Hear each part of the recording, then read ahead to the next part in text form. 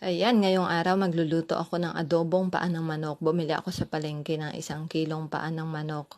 Ayan, tatanggalan ko lang lahat yan ng kuko tapos tatanggalin yung pinakadilaw sa ibabaw para siguradong malinis. At kapag natanggalan natin lahat yan ng kuko at saka yung pinakabalat sa ibabaw ay di huhugasan nating mabuti.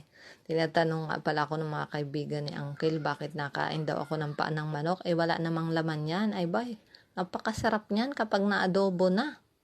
Ayan, maghiwa na din tayo ng ating pangrekado, sibuyas at bawang.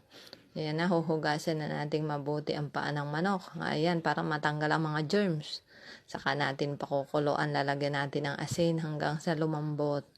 Kapag malambot na, ay di magpapainit na tayo ng kawali. Saka ilalagay ang mantika, sibuyas at bawang. At kapag nangangamoy na ang inyong bahay, ay di ilagay na yung pinalambot na paa ng manok.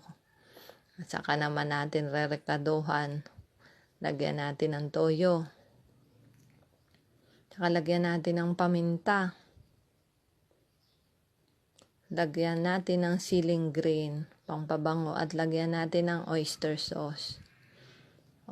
Ay titikman natin. Ay pag matabang pa, ay dilagyan natin ng toyo ulit. Saka lagyan natin ng kaunting asukal. Huwag naman sobra at baka maging minatamis na. Lagyan din natin ng suka para balanse ang lasa. Ayan na, abay pagkasarap nito.